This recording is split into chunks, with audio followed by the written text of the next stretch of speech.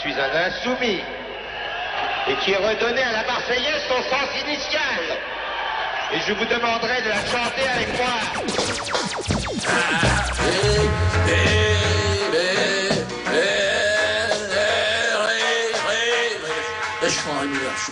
Sur l'air donc de la Marseillaise. Donc de la patrie, le jour de gloire est arrivé.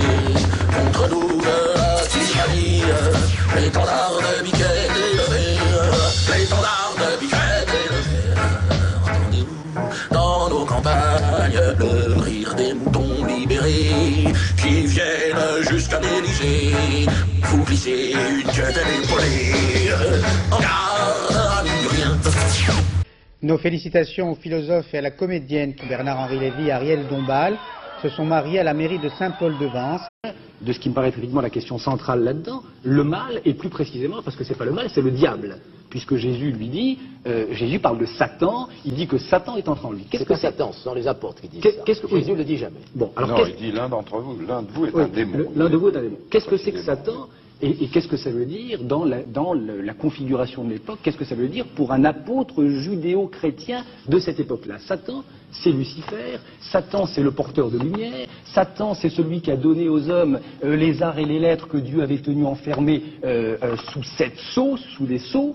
Et donc Satan, c'est d'une certaine manière l'intelligence, c'est la clairvoyance, c'est la pénétration, c'est tout ça Satan. Alors moi j'ai tendance à penser que le fait que Judas soit Satan, ça veut dire que dans ce groupe, dans cette cohorte d'apôtres, Judas était celui qui, de manière immanquable, était le plus à même de deviner, de reconnaître ce que Jésus annonçait en ce moment et de reconnaître le Fils de Dieu en Jésus. J'ai tendance à penser que ce message qu'aucun des 11 autres, grâce au diable, bien entendu. Vous admettez l'existence du diable. Ah, jamais l'existence du diable. Et comment? Bien sûr, jamais l'existence du diable. Mais je dis que le diable, on n'aura quand même pas perdu notre soirée complètement. Il reconnaît l'existence du diable.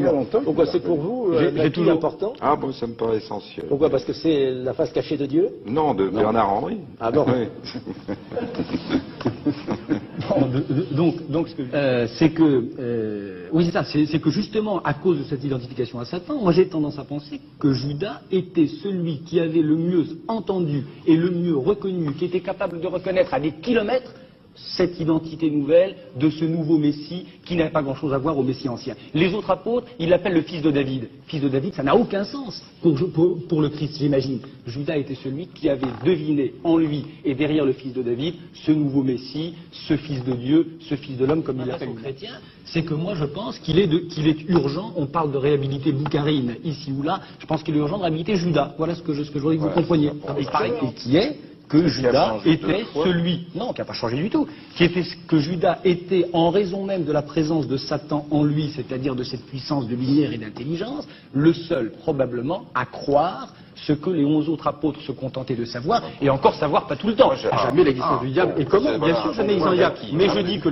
Satan, c'est Lucifer. Satan, c'est le porteur de lumière. Satan, c'est celui qui a donné aux hommes les arts et les lettres que Dieu avait tenus enfermés sous sept sceaux, sous des sceaux. Et donc Satan, c'est d'une certaine manière l'intelligence, c'est la clairvoyance, c'est la pénétration, c'est tout ça Satan.